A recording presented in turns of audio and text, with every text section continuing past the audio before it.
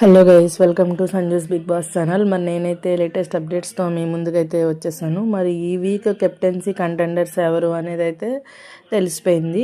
ఎవరో కాదండి, వాళ్ళు ఓనర్స్ నుంచి భరణి గారు, హరిత హరీష్, ఇంకా కళ్యాణ్ అండ్ డెమోన్ పవన్, వీళ్ళు టెనెట్స్ నుంచి ఇమ్మాన్యుయల్ గారు అయితే అయ్యారు.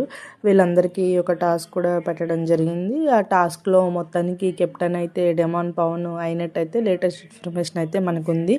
కానీ డెమాన్ పవన్ కెప్టెన్ అయ్యాడు అంటే ఓకే, ఒక 20% ఓకేనేమో, కానీ మిగతా 80% ఆయన అసలు ఒక టాస్క్ ఉంది. ఆ టాస్క్లో అయితే అసలు సుమన్ గారితో అయితే చాలా ఘోరంగా బిహేవ్ చేశాడు అనిపించింది. కొంచెం కూడా తను అసలు కామన్ సెన్స్ అనేది యూజ్ చేయలేదు అనిపిస్తుంది.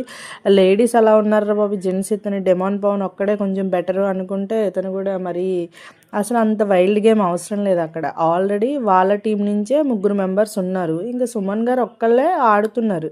సో ఆయన ఎలాగో అవుట్ అయిపోతారు. ఆయన హ్యాండ్స్ రైస్ చేస్తారు, ఎండ్ అయిపోద్ది గేమ్. ఆయన్ని ఎలా అయినా సరే జస్ట్ హ్యాండ్తో లాగితే ఆయన బయటకు వచ్చేస్తారు. అంతేగాని దానికి నెక్ పట్టేసుకుని, కాల్ పట్టేసుకుని ఆయన ఏదైనా చిన్న పిల్లాడా అలాగా ఫిజికల్ అయిపోవడానికి. ఓకే, మీరు అనొచ్చు ఫిజికల్ గేమ్స్లో ఫిజికల్ అవుతారు, తప్పేముంది అని చెప్పేసి. కానీ అక్కడ ఆల్రెడీ వీళ్ళు గెలిచేశారు. అక్కడ అంత ఓవర్ చేయాల్సిన అవసరం లేదు. నేను ఏదో పెద్ద పుడింగిని అన్నట్టు, నా వల్లే నేనే అవుట్ చేసేస్తాను అన్నట్టు తను డిమాండ్ పవన్ అయితే బిహేవ్ చేశాడు. అది అయితే అస్సలు నచ్చలేదు.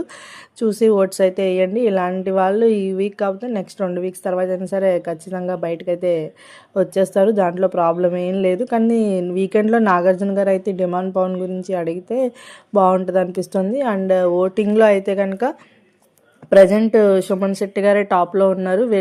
హౌస్లో వీళ్ళు ఎంత ఓవర్ చేస్తుంటే ఆయనకు అంత ఓటింగ్ బయట అయితే బాగా పడుతుంది. నెక్స్ట్ సెకండ్ ప్లేస్లో అయితే బర్నీ గారు ఉన్నారు. నెక్స్ట్ థర్డ్ ప్లేస్లో అయితే హరీష్ డిమాండ్ పవన్ ఇద్దరు ఉన్నారు.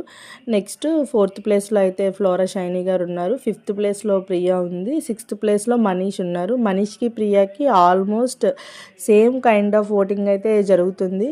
అండ్ ఫ్లోరా గారికి వీళ్ళకి కూడా పెద్ద డిఫరెన్స్ అయితే లేదు. కానీ ఇంకా ఎవరైనా ఈ 2 డేస్లో ఓట్స్ చేసే వాళ్ళు ఎవరైనా ఉంటే కనుక ఫ్లోరా గారికి ఓట్స్ వేస్తే కనుక కొంచెం మనం ఈ కామనర్స్ యొక్క ఈ ఇంగ్లీష్ సార్ని ఆ డాక్టర్ పిల్లని ఎవరో ఒకరిని మనం చక్కగా బొట్టు తాంబూలం అన్నీ ఇచ్చి మనం బయటికి పంపించవచ్చు. లేదంటే వాళ్ళ రచ్చ మనం ఇంకొక 2 వారాలు భరించాల్సి వస్తుంది. ఏమంటారు గైస్? మీకు కనుక నా రివ్యూ నచ్చినట్టయితే please like and subscribe my channel. Thank you guys.